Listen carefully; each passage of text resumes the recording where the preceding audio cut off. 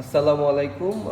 আমি আজকে আপনাদের সামনে উপস্থিত হয়েছি আরেকটা পেশেন্টের এমআরআই ডিফিকোগ্রাফি, যেটা আমরা ওডিএস এর পেশেন্টের ক্ষেত্রে বলি, যেটা আমরা হলো ওডিএস মানে যেটা হচ্ছে যে বাধাগ্রস্ত মলত্যাগ।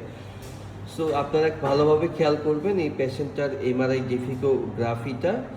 তো এমআরআই ডিফিকোগ্রাফির ভিতরে আমরা এখানে ইজিলি বলা যাচ্ছে এইটা হচ্ছে যে তার রেকটামে আমরা যখন কন্ট্রাস্টটা ইউজ করি, এবং এইটা হচ্ছে যে পেশেন্ট কন্ট্রাস্টটা যতক্ষণ পর্যন্ত ধরে রাখে, আর এইটা হচ্ছে যে আমরা বলতেছি যে ডেফিকেশন বলছি। সো আপনারা খেয়াল করতে পারবেন যে এখানে পেশেন্ট যখন এখান থেকে সে যখন পায়খানার জন্য চাপ দেয়, তাকে যখন বলা হয়, আপনারা স্পষ্টভাবে খেয়াল করতে পারবেন। আপনারা খেয়াল করেন এই যে এই পাশ দিয়ে পেশেন্টের একটা বেলুনিংয়ের মতো হয়ে আছে। আরও স্পষ্টভাবে খেয়াল করতে পারবেন, এইটাকে বলতেছে যে বেলুনিং বলতেছে। সো এই বেলুনিংয়ের এইটাকে আমরা বলতেছি যে রেক্টোসিল বলতেছি। এটা হলো অ্যান্টিরিয়রলি অনেক বেশি প্রমিনেন্ট, পোস্টেরিয়রলি কম। সো আর এই পেশেন্টের কোনো রেক্টোরেক্টাস ইন্টারসাসেপশন আমরা যেটা বলি সেটা নেই। শুধুমাত্র এই পেশেন্টের অ্যান্টেরিয়রলি অনেক বড় মাপের একটা রেক্টোসিল আছে, পোস্টেরিয়রলি ছোট সাইজের একটা রেক্টোসিল আছে। আপনারা এখানেও খেয়াল করলে এখানেও আরও স্পষ্টভাবে বুঝতে পারবেন যে এইখানে এইটা হচ্ছে রেক্টোসিল, এইটা হচ্ছে পোস্টেরিয়র রেক্টোসিল।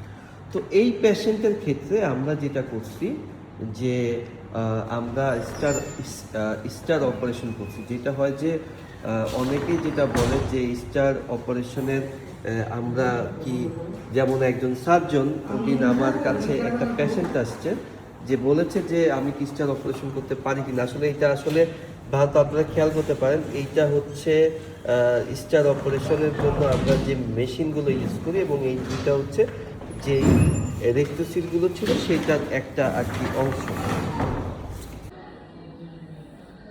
আসসালামু আলাইকুম। তো তাহলে দেখছেন যে আমার সকালে যেটা অপারেশন করা ছিল, স্টার অপারেশন করা।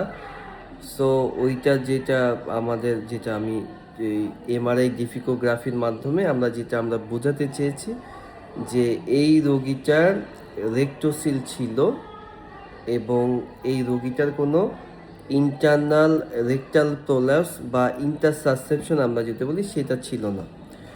সো আমাদের ওডিএসের এই ধরনের ওডিএসগুলোতে আমরা যদি স্টার অপারেশন করি, বিশেষ করে যাদের হচ্ছে রেক্টোসিল এবং ইন্টারনাল প্রোলাপস থাকে, এটাতে কাজ হয়। কিন্তু স্টার অপারেশন কখন কাজ করে না, কোনো রোগীর ওডিএস কখন কাজ করে না? নাম্বার ওয়ান হচ্ছে কারো যদি কনস্টিপেশন থাকে, পায়খানার বেগ যদি না থাকে, আর থার্ড ইম্পর্টেন্ট হচ্ছে পেলভিক ডিসিনার্জিয়া। এইটা একটা টার্ম আছে।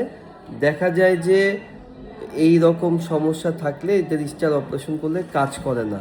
সো এই ধরনের পেশেন্টের ক্ষেত্রে আমরা বায়োফিডব্যাক একটা অপশন আছে, কিছু মেডিসিন অপশন আছে, ফাইবার কন্টেনিং ফুড, এগুলোর মাধ্যমে এখানে স্টার অপারেশন করলে কাজ হবে না। সো আমার কথা হচ্ছে যে স্টার অপারেশন করার আগে আপনি অবশ্যই এমআরআই ডিফিকোগ্রাফিটা করবেন। আপনার সার্জন আপনাকে যদি বোঝায় বা যদি বলে যে হ্যাঁ দেখেন আপনার এই সমস্যা, আপনি বুঝে শুনে আপনি স্টার অপারেশনের দিকে যাবেন। আবার বলছি, যে ডাক্তার বা যে সার্জন বলে যে উনি ছাড়া স্টার অপারেশন কেউ পারে না, এই রকম সার্জনদের কাছে অপারেশন করবেন না। আই রিপিট, আমি আবার বলছি, যে সার্জন, বিশেষ করে ঢাকায় ধানমন্ডি সাইডে যদি কোনো সার্জন বয়স্ক করে, কি নাম বলছি না, সবাই বুঝবেন, উনি এক নম্বরের প্রতারক, এক নম্বরের মানে আমাদের কাছে যথেষ্ট প্রমাণ আছে। পেশেন্টদের পেটে ব্যথা, উনি স্টার অপারেশন করেছে।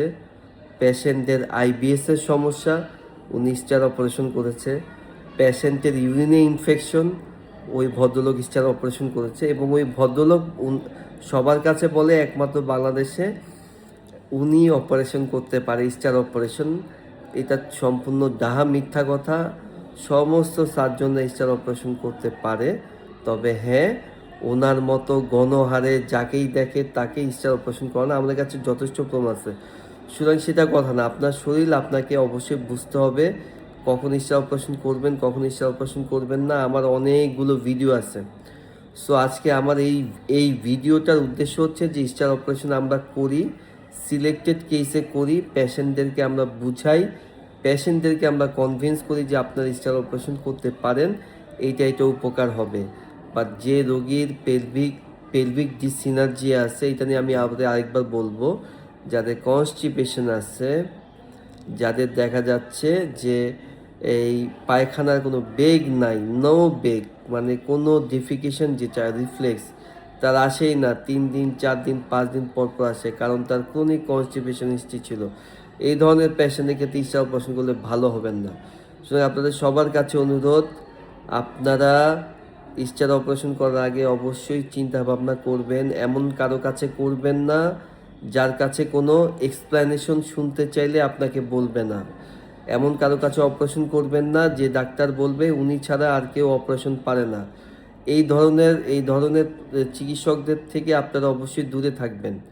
সুতরাং আপনাদের কাছে অনুরোধ, ওডিএস বা স্টার অপারেশন করার আগে অবশ্যই চিন্তা করবেন, আরও 2-3 জনের সাথে কথা বলবেন, অনলাইনে ঘাটাঘাটি করবেন। সবাই ভালো থাকেন, সুস্থ থাকেন। আসসালামু আলাইকুম। সবাইকে মাহে রমজানের শুভেচ্ছা।